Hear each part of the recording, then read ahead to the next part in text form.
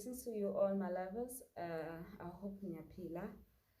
Ngiyathokoza wonke amakhosi kuzo zonke izangoma ezinyanga ngiphelela kwazo. Lo ekumkhuluma naye umkhulu odla ngomyezi. Impande egawula ezizweni. Siyacela ukuthi ke namhlanje ke nibe kanye nami kulomoya engizoveza kakhulu.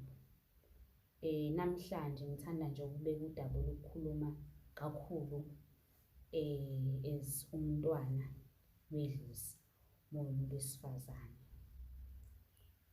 Umuntu wesifazane ungazinyezi ukuqala lokho. Ungazinyezi ngomsebenzi wakho ngoba abantu bazokubukela phansi ngokonke onakho. Okwesibili, kumele uzinakekele, uziphathe kahle, ukhuliseke, ulalele abantu abadala bekhuluma nawe. Wamkele lo msebenzi wakho ngoba ngisho ungahamba amazwe ayikho into engeke ize ikuhlasele ngalokho ngoba konke okwenzayo uzokuhlasela.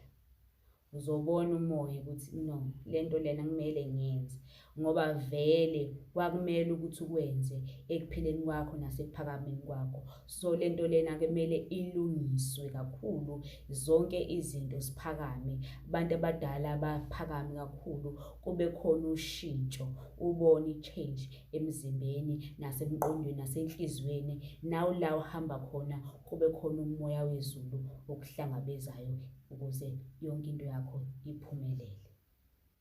Okwesithathu, kunezinto engamele ukuthi sijahwe, umcebo kumele ujahe, impumelelo ephezulu kumele ujahe. Kunezinto abakuhlelele zona, izinto zakho zonke ngokuphila kwakho sezihleliwe zonke lezo zinto lezo. So ekuphileni kwakho nje kumele ubekezele, ulindele zonke izinto engase zenzeke ngomoya nomoya engcwele nenedlozi lakho endlela eliyiyona likwazi ukulekelela. Ungabi khona izinto eziqalayo ongakwazi ukumelana nazo. Yonke into yakho fanele ukwazi ukuyimela. Yonke into eqalayo fanele ukwazi ukuyimela, ubhekane nesimo sabadala ngendlela nangezinto abakunika zona. Uphile ngazo, uzamkele futhi uzinike uthando, ungazinikezi izinto ezimbi, kepha kube khona amandla ezulu. Haleluya. Okwesi-4, abantu abadala bayakuthanda ukunakwa. Bayanakwa abantu abadala.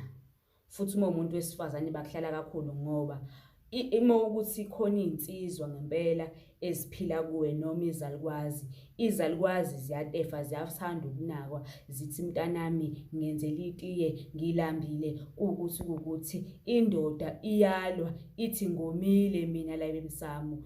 Ngibheke phela, ngigayele phela, nginika amandla phela. Kube khona izinto nawe ozenzayo. Uthi uma ufika esigabeni esiphezulu, yonke impumelelo yakho iyakuphakamela. Azikho izinto ongakwazi ukuzenza ngoba masuqala ukwenza ukubanaka, ubanikeze isinkwa labe khona namanzi labe khona baphile. Njengomuntu wesifazane uyakuthola ukuthobeka, uyakuthola okuhle kakhulu kubona. Okwesi-5, akekho umuntu ongenakho okuhle kuyena. Zonke izinto zakho zinhle.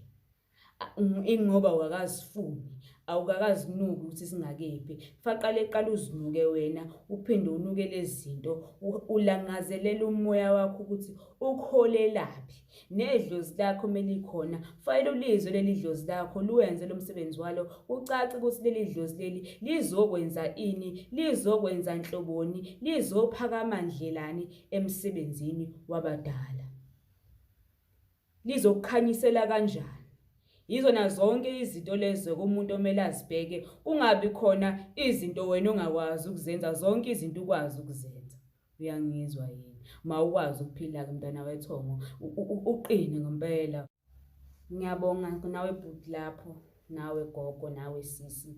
Njengoba manje ngibuka lana ngithi ke inkosi mayiniqinise ngempela ekhaya kakhulu. izinto kube khona ushintsho, kube khona izinto nemali yakho ngisho uthole iningi kodwa uyizwe ubumnandi bayo, ungayizwi ikhala, ungakhalazi kakhulu, zonke iy'khalazo zakho zithethelelwe, kube khona impumelelo nothando. Ngiyacela ukuthi-ke kubo bonke abantu besifazane mabazazi futhi baziqhenye, bay'nike isikhathi, bay'nikeze into enkulu kubona. Kungabi khona izinto ezibavimbayo nezinto eziyimoya mbalwa nemimoya ngoba le moya kasathane iningi kakhulu kulo mhlaba esiphila kuwona. Izimo esizona njengamanje sihlezi silwa izimpi. Moyinyanga noma uyisangoma noma umthandazi uhlezi ulwimpi ngoba lo moya lo moya omubi uyasihlasela.